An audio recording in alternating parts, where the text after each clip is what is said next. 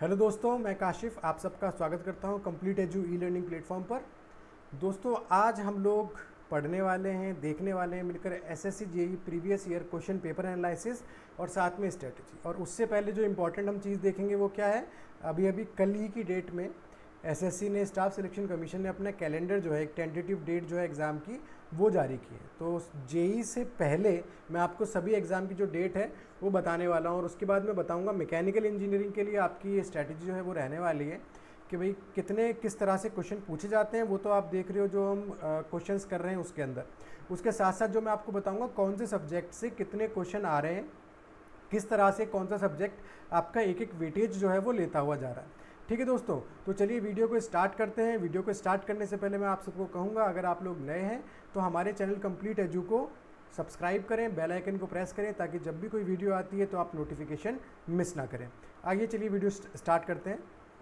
देखिए, सबसे पहले मैंने आप लोगों के लिए यहाँ पे जो डाला है वो है आपका staff selection commission tentative calendar of examination to be held during the period 1/10/2020 to 31/8/2021। यानी कि जो कैलेंडर डाला है इन्होंने, स्टाफ सिलेक्शन कमीशन ने, वो कैलेंडर मैं आप लोगों के लिए यहाँ पे लेके आया हूँ। 1 अक्टूबर 2020 से 31 अगस्त 2021 तक एसएससी कौन कौन से एग्ज़ाम करवाने वाला है, बाकायदा उसकी डेट दी है। ठीक है, और कौन कौन सी वैकेंसी आने वाली है उसके एडवर्टीजमेंट की डेट भी इन्होंने यहाँ पर दिया। होपफुली, मैं भी यही आशा करता हूँ, आप भी यही आशा कीजिए कि एसएससी ये एग्ज़ाम टाइम पे करवाएगा, क्योंकि अभी तक मैंने देखा नहीं है इतने साल के अपने टीचिंग करियर के अंदर कि एसएससी ने कभी अपना जूनियर इंजीनियर एग्ज़ाम भी कभी टाइम पे करवाया हो। सीजीएल तो शायद करवा देता है, जेई के लिए मैंने देखा नहीं है कि कभी टाइम पे करवाया हो। हमेशा चाहे एक ही दिन डिले करे, बट डिले ज़रूर करता है। बट जिस तरह से एसएससी रिफॉर्म हो रहा है, ठीक है, मैं आशा यही करूँगा कि ये एग्ज़ाम जितने भी जिस डेट पे दिए हैं उसी डेट पे हो जाए। तो चलिए स्टार्ट करते हैं। देखिए, सबसे पहले इन्होंने दिया है यहाँ पे combined higher secondary level examination, जिसे आप CHSL के नाम से जानते हैं, जिसका टीयर 1, ठीक है, जिसका क्या बच रहा है आपका tier 1 for left over candidates के लिए, जो कैंडिडेट बच गए थे उनके लिए। CBE का मतलब क्या होता है दोस्तों, आपको यहाँ पे CBE टर्म बहुत देखने के लिए मिलेगी, कंप्यूटर बेस्ड एग्जामिनेशन, ठीक है ना। और इसी तरह दूसरा क्या होता है, डिस्क्रिप्टिव एग्जामिनेशन होता है। तो जो CHSL का एग्ज़ाम है वो इन्होंने बताया है कि 12 अक्टूबर से लेके 26 अक्टूबर के बीच में हम करवा लेंगे। ठीक है, तो 12/10/2020 से 26/10/2020 तक। दूसरा देखो, जूनियर इंजीनियर, यानी जिसकी मैं बात कर रहा था, भैया सेकंड नंबर पे बहुत प्रायोरिटी दी है इंजीनियरिंग स्टूडेंट्स को। खुश हो जाओ आप कि junior engineer civil mechanical electrical and quantity surveying का जो एग्ज़ाम होना है 2019 का, जो 2019 में फॉर्म भरे गए थे, वो एग्ज़ाम अभी तक हुआ नहीं है, पर होपफुली अब हो जाएगा। तो उसका जो पेपर 1 होगा, यानी कि प्री एग्जामिनेशन जिसको हम बोलते हैं, वो प्री एग्जामिनेशन कब है, 27 अक्टूबर से 30 अक्टूबर, यानी कि 30 दिन चलेगा। और आप जानते हो एसएससी किस तरह से जब से कंप्यूटर बेस्ड एग्जाम हुए हैं, अलग अलग शिफ्ट के अंदर, मॉर्निंग शिफ्ट चलती है, इवनिंग शिफ्ट चलती है, तो अलग अलग शिफ्ट के अंदर एग्जाम चलती है। कितने देर का होता है, क्या नहीं होता, वो मैं आगे आप लोगों के साथ वीडियो में डिस्कस करने वाला हूँ। तो मेरे साथ बने रहिए वीडियो के अंत तक। फिर अगला जो एग्ज़ाम है आपका वो है CGL का, combined graduate level exam tier 2, जो इसका कंप्यूटर बेस्ड एग्जामिनेशन होना है। वो कब डेट दी इन्होंने, 2 नवंबर से लेके 5 नवंबर, इसको भी 3 दिन के अंदर ये एग्ज़ाम को कंप्लीट करवाएंगे। फिर उसके बाद जो आपकी सिलेक्शन पोस्ट है उसका अलग अलग फेज़ आ रहा है, उसके लिए जो एग्जामिनेशन हो रहे हैं उसके लिए इन्होंने 6 नवंबर से 10 नवंबर तक की आपको क्या दिए, डेट दी है। फिर स्टेनोग्राफर ग्रेड C और D एग्जामिनेशन कब दिया भैया, 16 नवंबर से 18 नवंबर तक ये करवाएंगे। तो चलिए, बहुत ही एकदम बिजी शेड्यूल दिया है एसएससी ने अपना, कि अब जो है हम 1 तारीख से लगने वाले हैं काम पर, और इतने एग्ज़ाम कराएंगे कि आप एग्ज़ाम देते देते थक जाएंगे, पर हम लेते लेते नहीं थकेंगे। ठीक है, अगला देखिए, junior Hindi translator, junior translator and senior Hindi translator का एग्ज़ाम 2020 का कब इन्होंने दिया है, एक फिक्स डेट दी है कि वो 19 नवंबर को हम ये एग्ज़ाम करवा लेंगे। उसके बाद जो आपका अगला एग्ज़ाम आ रहा है वो है CGL का, यानी कंबाइंड ग्रेजुएट लेवल एग्जामिनेशन, इसका टीयर 3 जो डिस्क्रिप्टिव टाइप का होता है, वो कब है, 22 नवंबर की इन्होंने डेट दी है। बहुत ही बढ़िया। इसके बाद सब inspector in Delhi police and central armed police force, यानी कि जो आपकी CAPF है या CRPF भी जिसको बोलते हैं, रिजर्व होती है, वो तो खैर कोई बात नहीं, सेंट्रल आर्म्ड फोर्स की बात कर रहे हैं ये। तो इसका जो पेपर 1 होने वाला है दोस्तों, ये कब होने वाला है, 23 तारीख से लेकर 26 तारीख नवंबर की में होने वाला है। फिर constable executive male and female in Delhi police examination, इसका जो पेपर 1 है आपका, वो कब होने वाला है, वो 27 नवंबर से लेके 14 दिसंबर तक होने वाला। तो एक बढ़िया सा शेड्यूल उन्होंने आपको बना के दिया है। उसके अलावा junior engineer civil mechanical electrical and quantity surveying का जो पेपर 2 होगा, जिसको हम क्या बोलते हैं, मेन एग्जामिनेशन, जो डिस्क्रिप्टिव टाइप होता है, ठीक है, उसके बारे में भी हम डिस्कस करेंगे। तो वो कब होने वाला है, 31 तारीख को होने वाला है, 31 जनवरी 2021 को होने वाला है। चलिए दोस्तों अगली स्लाइड पे चलते हैं। अगली स्लाइड है भैया 11th लिखा हुआ था, 1 रह गया है, सॉरी, इसको मैं ही ठीक कर देता हूँ, ये मेरे से ही हो जाती है टाइपिंग मिस्टेक कुछ, ठीक है। तो ये जो आपका 11 है, ये है आपका CHSL का Tier 2 डिस्क्रिप्टिव बेस्ड जो पेपर हो रहा है आपका, एग्जाम जो हो रहा है DS एग्जाम 14 फरवरी को होने वाला है। जूनियर हिंदी ट्रांसलेटर का जो पेपर 2 है वो भी 14 फरवरी को होने वाला है। अब देखो नई बात आ गई जो मैं हाईलाइट करना चाह रहा हूँ आप लोगों के लिए, वो है junior engineer civil mechanical electrical quantity surveying के एग्जाम की डेट इन्होंने दी है 22 मार्च 2021, बट कौन सा पेपर है ये, 2020, जिसके फॉर्म अभी तक क्या है आपके भरे नहीं गए हैं। 2020 के फॉर्म कब स्टार्ट हो रहे हैं, 1 अक्टूबर 2020 से 30 अक्टूबर 2020 तक चलने वाले हैं भाई। डेट ऑफ एडवर्टीजमेंट जो दे रखा है वो 1 अक्टूबर है और क्लोजिंग डेट क्या है, 30 तारीख है। तो 30 तारीख तक ये फॉर्म आपके चलने वाले हैं दोस्तों, और ये एग्ज़ाम जो होगा वो आपका मार्च में हो जाएगा। थोड़ा अनबिलीवेबल सा है कि इतनी जल्दी आपका SSC एग्ज़ाम करवा रहा है, बट होपफुली ये सच हो तो बहुत बेहतर है हम लोगों के लिए।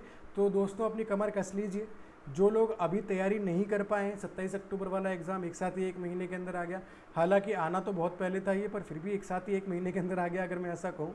तो जो लोग अभी तैयारी नहीं कर पाए हैं वो कमर कस लीजिए, क्योंकि वापस से 4 महीने बाद 5 महीने बाद आपका दूसरा पेपर जो है ये लेने वाले हैं। तो बिल्कुल अभी से तैयारी स्टार्ट कर दीजिए। आगे भी मैं आपको बता देता हूँ, फिर अपन SSC JEE के पास चलते हैं। तो sub inspector in Delhi police, CAPF assistant sub inspector in CISF examination का पेपर 2 जो ऑलरेडी मैं हाईलाइट कर चुका हूँ, वो कब है, 26 मार्च 2021 को है।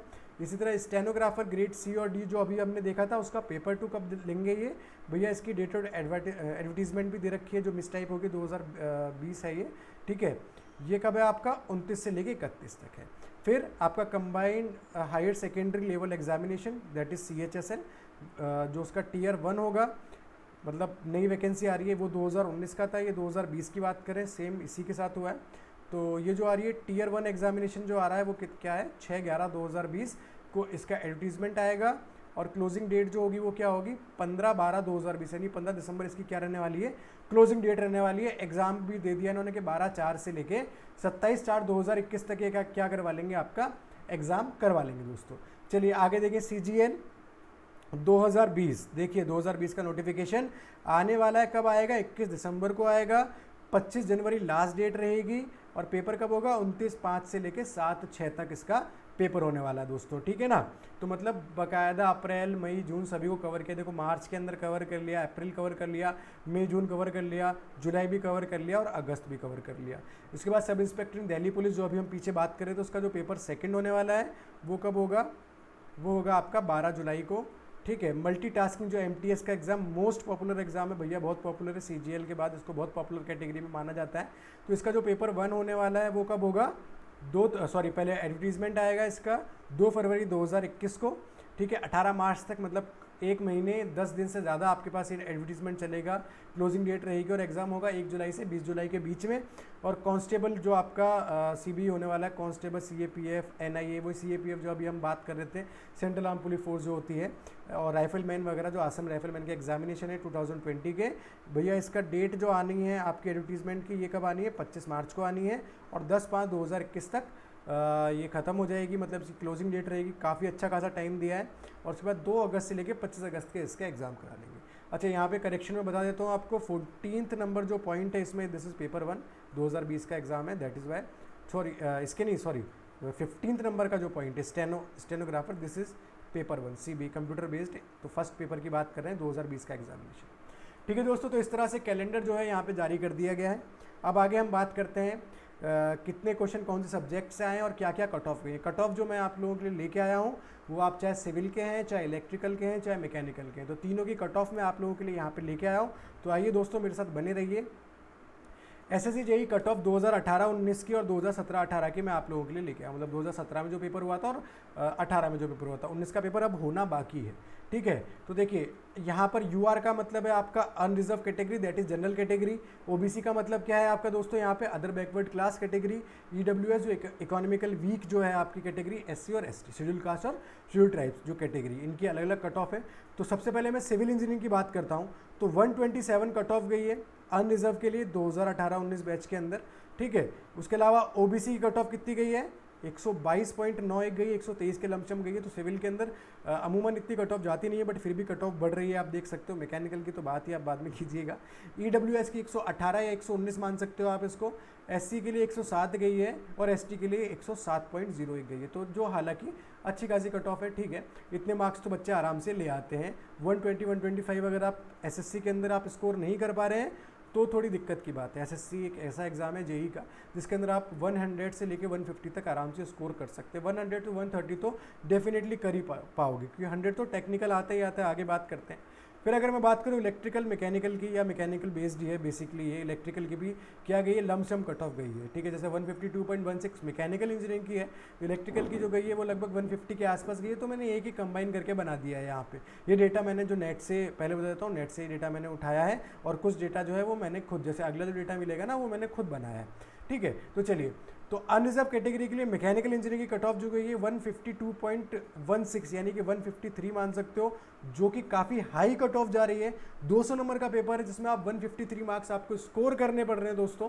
तो अच्छी खासी कट ऑफ जा रही है इलेक्ट्रिकल और मैकेनिकल के लिए, और आप जानते हैं कि मैकेनिकल और इलेक्ट्रिकल के बच्चों के अंदर इसका क्रेज़ भी अच्छा खासा है। फिर अगर मैं बात करूं ओबीसी कैटेगरी के लिए तो इट इज़ 149.3 और लमसम मान लिया जाओ, अप्रॉक्सीमेटली मान लिया जाए तो 150 है। फिर बात करूं 147.47 ईडब्ल्यूएस कैटेगरी के लिए गई है। तो देखोगे आप जनरल ईडब्ल्यूएस में कोई ज़्यादा अंतर नहीं है, ना ओबीसी के अंदर ज़्यादा अंतर है। पहले में 3 नंबर का अंतर आ रहा है, फिर 2 नंबर का अंतर आ रहा है, यहाँ पे भी 3 पूरा नहीं, ठीक है, ज़्यादा अंतर नहीं है। फिर एससी के अंदर जाओगे तो डायरेक्ट 133.39 जा रहा है, इसमें भी कोई ज़्यादा अंतर नहीं है, ठीक है। और अगर एसटी में जाओ तो 125.49, ये कब की कट ऑफ है, 2018-19 की कट ऑफ है। चलिए आगे हम बात करते हैं एसएससी जेईई कट ऑफ 2017-18 की। किसकी बात करेंगे दोस्तों, 17-18 की बात करेंगे, ये रहा, ठीक है, 17-18 की बात करेंगे। तो अनरिजर्व कैटेगरी यानी कि जनरल कैटेगरी के लिए जो पेपर गया है आपका, सिविल इंजीनियरिंग 117 पे गई है, ओबीसी के लिए 110.75 यानी कि आप इसको 111 मान के चलिए। एससी के लिए जो गई है लगभग 102 गई है, 101.75, ठीक है। एसटी के लिए 105 कट ऑफ गई है, और जो आपकी अदर कैटेगरी है और हैंडीकैप्ड वगैरह आते हैं उसके लिए 91.5 और 61.55 गई है। इसी तरह अगर अच्छा 2017-18 तक ईडब्ल्यूएस आया नहीं था, इसलिए वो यहाँ पे हमने ऐड नहीं किया इस इंडेक्स के अंदर, ठीक है। अच्छा अनरिजर्व के लिए जो 137 कट ऑफ गई है मैकेनिकल के लिए 136.25 मान के चलिए, 137 मार्क्स आपको लाने ही लाने पड़ेंगे। ओबीसी के लिए 133.25 गई है, 120.0 गई है आपकी, किसके लिए गई है, एससी के लिए गई है। इसी के साथ 114.50 गई है एसटी के लिए, 113.00 गई है ओएच के लिए, और जो हैंडीकैप्ड वगैरह है उनके लिए 83 आपकी कट ऑफ गई। तो ये दोस्तों ये तो बात होगी SSC JEE cut off 2017, 18 and 19 की। ओके, अब इसके बाद जो हम बात करने वाले हैं वो बात करेंगे कि किस तरह का पेपर आपको देखने के लिए मिलता है। पेपर 1 कैसा होता है, 2 पेपर होते हैं, एक होता है पेपर 1, पेपर 2। पेपर 1 को हम बोलते हैं प्री एग्जामिनेशन, और जो पेपर 2 होता है उसको बोलते हैं मेन एग्जामिनेशन। तो पेपर 1 जो होगा वो ऑब्जेक्टिव टाइप आता है, मतलब अभी तो कैसा हो रहा है, जो कंप्यूटर बेस्ड एग्जामिनेशन था, जिसको बार बार क्या लिख रही थी SSC CB, computer based examination लिख रही थी। तो जनरल इंटेलिजेंस एंड रीजनिंग का ये एग्जाम हो रहा है, कितने मैक्सिमम मार्क्स हैं, 50 का आता है। जनरल अवेयरनेस 50 नंबर का पूछा जाता है, और जनरल इंजीनियरिंग जो मैकेनिकल है, आपकी जो रिलेवेंट ब्रांच है, चाहे आप सिविल हो, चाहे इलेक्ट्रिकल हो, चाहे आप मैकेनिकल हो, ठीक है, तो आपके रिलेवेंट ब्रांच के 100 क्वेश्चन आप लोगों से पूछे जाते हैं। तो टोटल मिला के कितने क्वेश्चन पूछे जा रहे हैं, 200 क्वेश्चन आ रहे हैं, जिसमें से क्राइटेरिया अगर देखूँ तो 100 क्वेश्चन नॉन टेक हैं, और 100 क्वेश्चन जो है आपके कैसे हैं, टेक्निकल हैं, ठीक है। टेक्निकल जो है बड़ा कह सकते हो एकदम ठीक ठाक सा पेपर आता है, कई बार बहुत इजी आता है, कई बार मतलब अलग अलग सेट होते हैं ना, तो कई बार बहुत इजी पेपर आपको मिल जाता है, कई बार थोड़ा टफ पेपर मिल जाता है। तो उसके अकॉर्डिंग क्या नॉर्मलाइजेशन होता है, ठीक है, जब से ये कंप्यूटर बेस्ड एग्जामिनेशन होना स्टार्ट हुआ।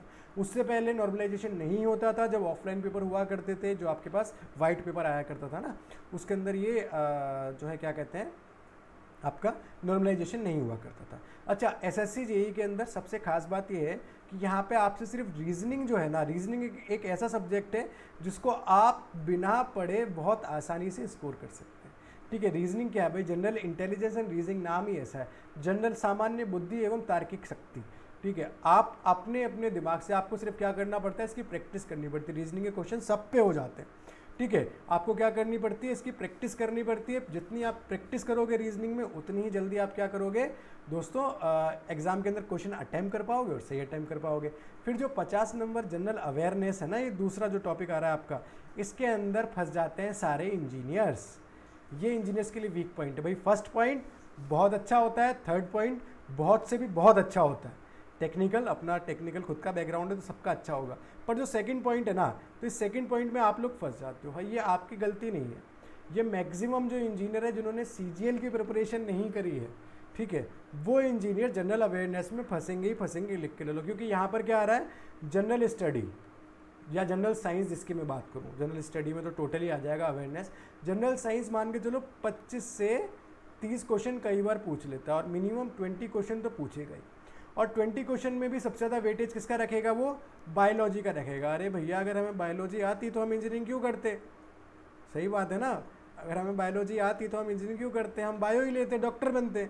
तो एसएससी हमें यहाँ पे फंसाएगा। एसएससी नहीं, हर एग्जामिनेशन, हर एग्ज़ाम यही करेगा। इनको पता है कि अगर सिर्फ टेक्निकल पेपर ले लूँ मैं 100 नंबर का, तो बच्चे 100 में से 100 नंबर ले आएंगे, ठीक है। और अगर गेट लेवल का, भाई जेई लेवल का पेपर है, डिप्लोमा वाले और बीटेक वाले दोनों जो है वो फॉर्म फिल कर सकते हैं, दोनों एप्लीकेबल होते हैं पोस्ट के लिए।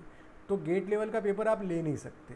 आप डिप्लोमा लेवल का पेपर लोगे तो एक मैकेनिकल इंजीनियर जो डिग्री धारक है या डिप्लोमा धारक भी जो बहुत अच्छा पढ़ने में है, वो भी क्या करेगा, 100 में से कम 90-95 नंबर यानी 90-95 नंबर आसानी से ले आएगा, है ना दोस्तों।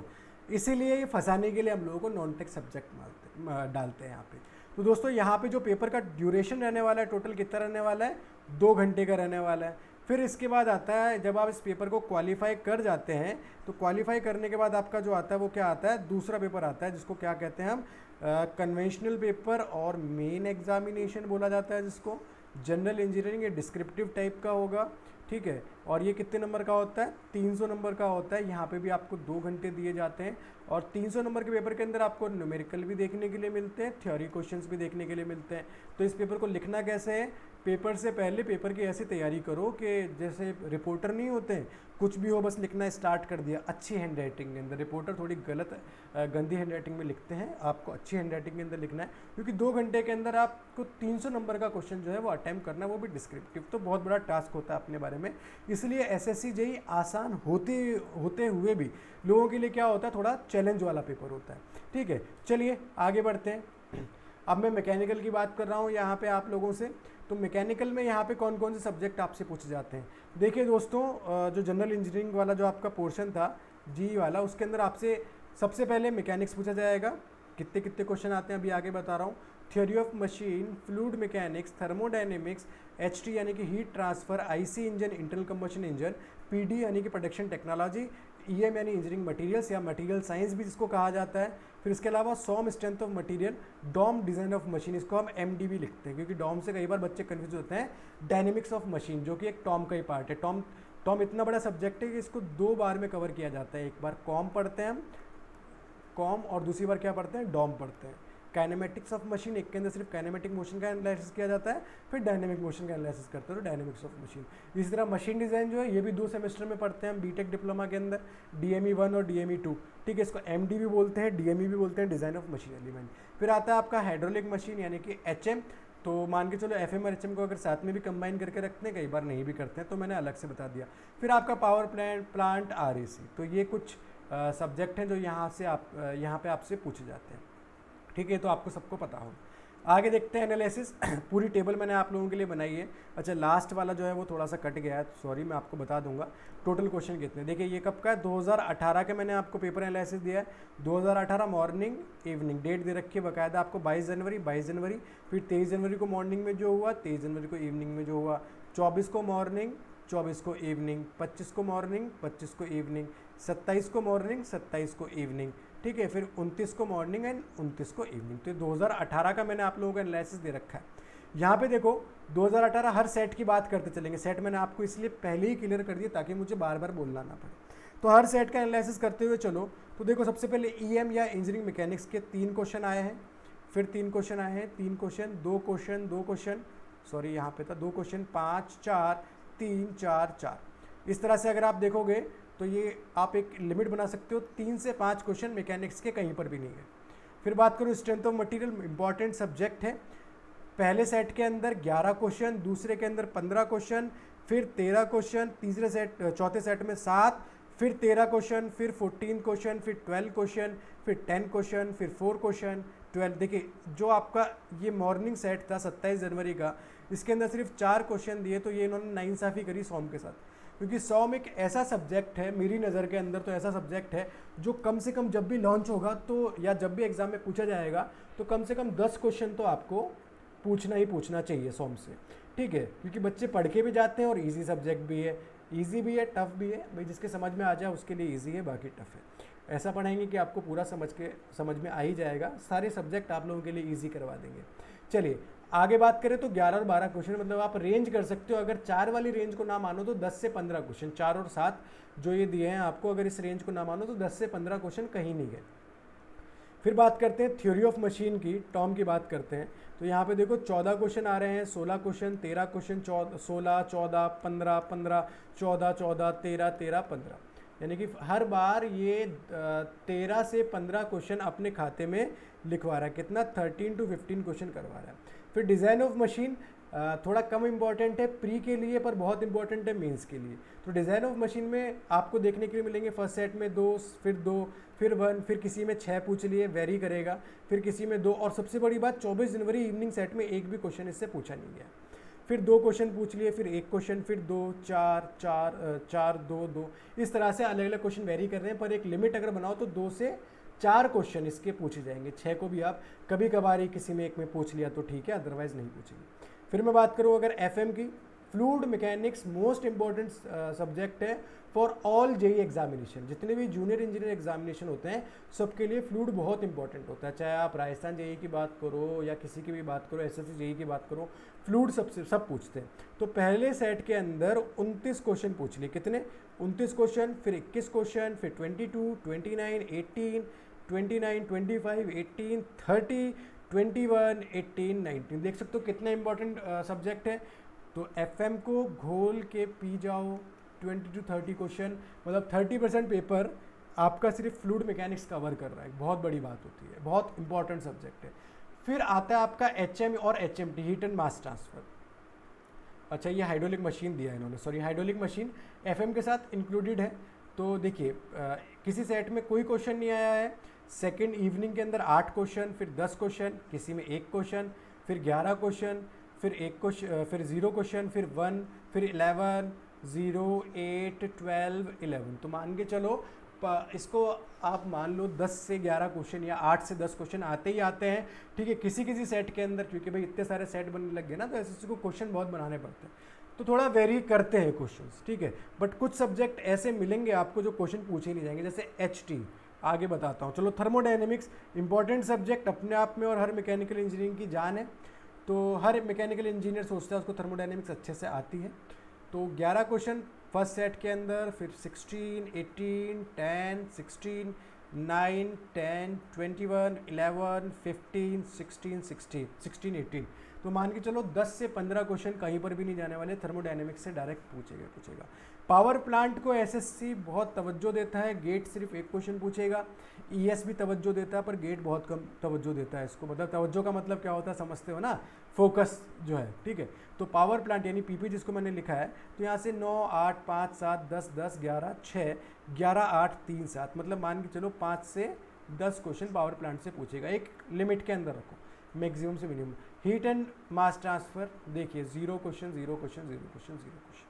नहीं पूछा, इसकी मर्जी, नहीं पूछा, इस सेट में पूछ लेगा। एसएससी को प्रेडिक्ट ही नहीं कर सकते, पहले प्रेडिक्ट कर लेते थे, अब नहीं करते। आरएसी के अंदर देखो 1 क्वेश्चन नहीं पूछा, 2, 1, 0, फिर नहीं पूछा, फिर 1 हो गया, फिर 0 हो गया, फिर 3, 1, 1, ठीक है। आईसी इंजन अच्छा सब्जेक्ट है, 10 क्वेश्चन, 6 क्वेश्चन, 3 क्वेश्चन, 12, 6, 14, 8, 4, 11, 11, 5, 9, 5, इस तरह से क्वेश्चन पूछे जा रहे हैं, ठीक है। WT इन्होंने वर्कशॉप टेक्नोलॉजी रखा है, जो एक कोई सब्जेक्ट नहीं है, एक्चुअली में मैकेनिक्स के अंदर ही काउंट किया जाता है या प्रोडक्शन के अंदर भी काउंट किया जाता है। इसके कंबाइंड क्वेश्चन आते हैं, एक्चुअली क्वेश्चन आते हैं जो प्रोडक्शन का न्यूमेरिकल पार्ट है उसको उन्होंने वर्कशॉप टेक्नोलॉजी बोला, ठीक है। कोई बात नहीं, लिख लेते हैं इसको भी, ठीक है।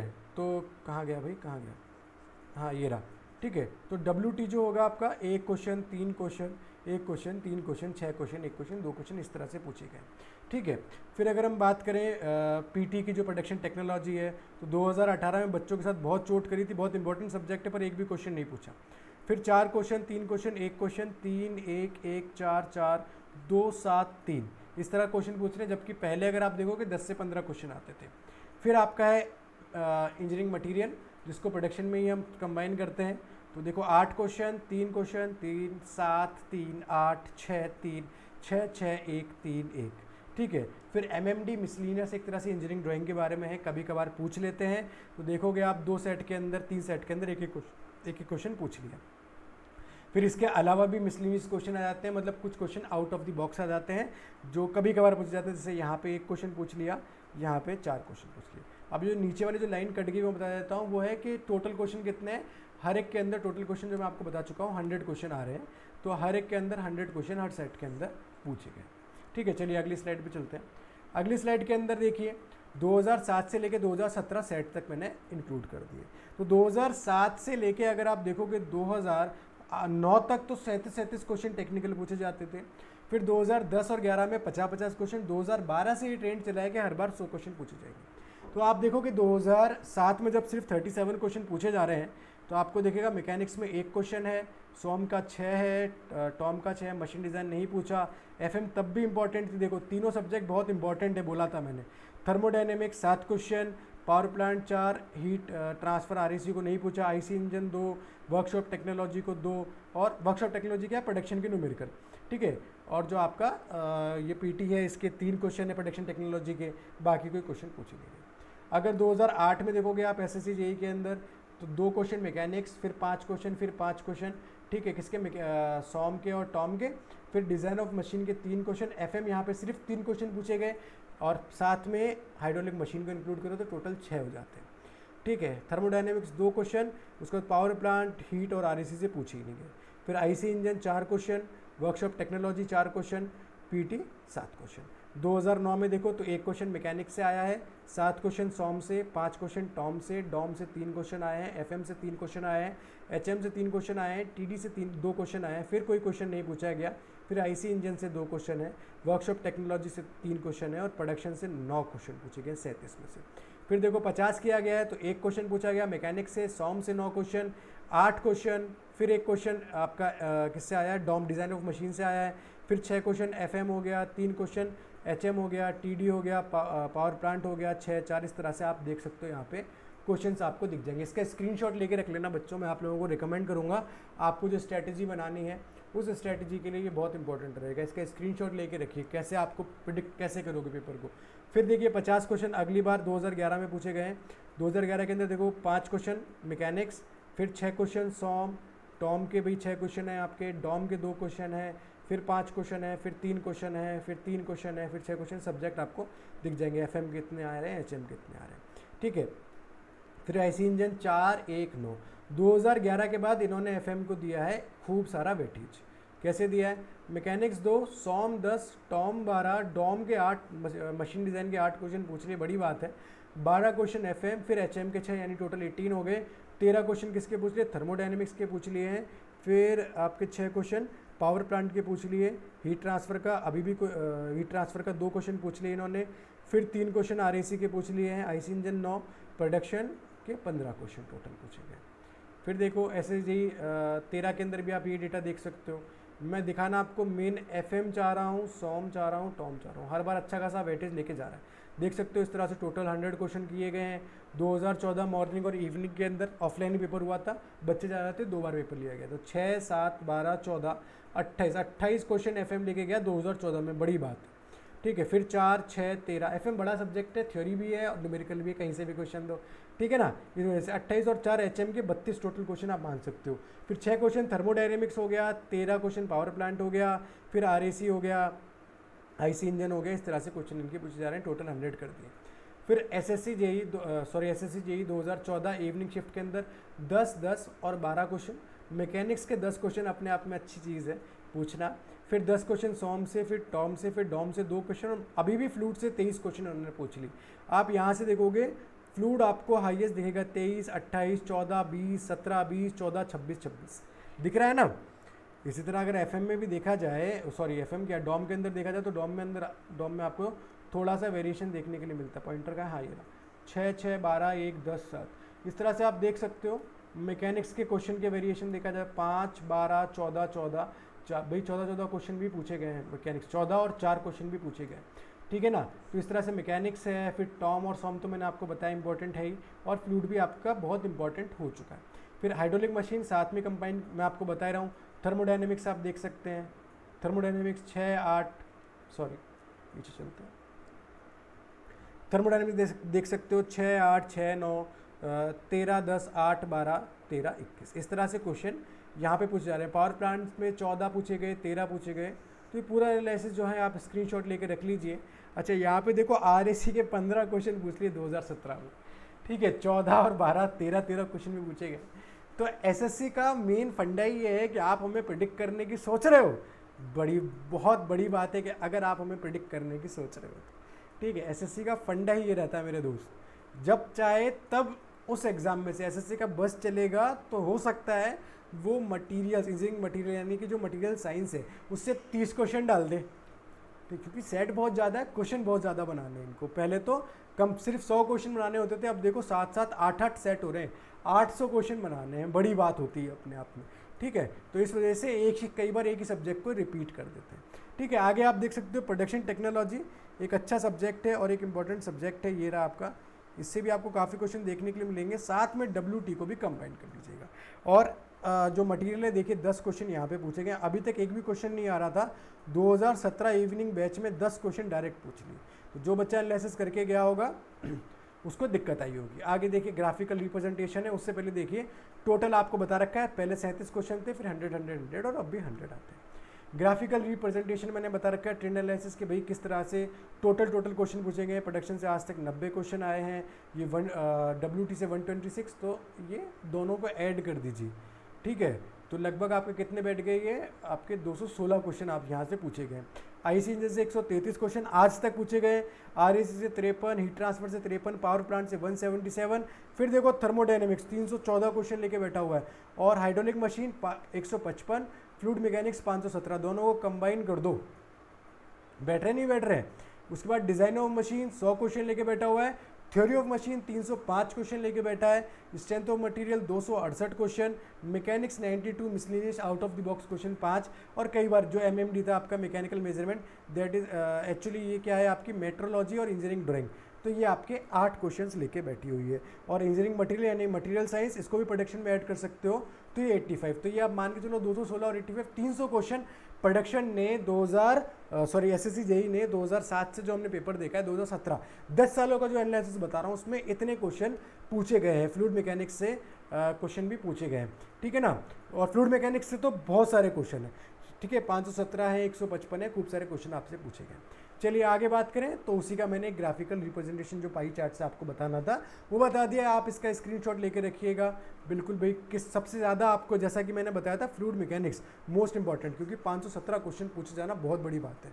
और साथ में 155 भी तो ऐड करो मेरे भाई, इनको भी ऐड करोगे तो आपको पता पड़ जाएगा कितने सारे क्वेश्चन यहाँ पे पूछे जा रहे हैं, ठीक है। तो दोस्तों ये हो गया आपका आज का पूरा ट्रेंड एनालिसिस SSC JEE के लिए। तो आज के वीडियो में दोस्तों हम लोगों ने क्या क्या सीखा है, हम लोगों ने सीखा है कि सबसे पहले कैलेंडर एग्जाम कब होने वाले हैं, फिर क्या क्या SSC JEE के अंदर आता है, फिर किस किस तरह के मैकेनिकल कोर के जो है आपके क्वेश्चन आने वाले हैं, और SSC JEE की कट ऑफ जो है वो कितनी गई है तीनों ब्रांच के लिए देखा है। तो दोस्तों अगर वीडियो आप लोगों को पसंद आया है तो इस वीडियो को लाइक करें, चैनल को सब्सक्राइब करें, बेल आइकन को प्रेस करें, और वीडियो को ज़्यादा से ज़्यादा अपने दोस्तों के साथ शेयर कीजिए। अगले वीडियो के अंदर मैं आप लोगों को ये बताऊंगा कि किस तरह से पढ़ना है। देखिए यहाँ पे स्ट्रैटेजी मैंने बता दी किस किस तरह के क्वेश्चन आ रहे हैं। अगले वीडियो में मैं आपको बताने वाला हूँ कि किस तरह से आपको पढ़ना है जो आप एग्जाम में मैक्सिमम स्कोर कर पाएँ, किस तरह से टेस्ट सीरीज आपको ज्वाइन करनी है।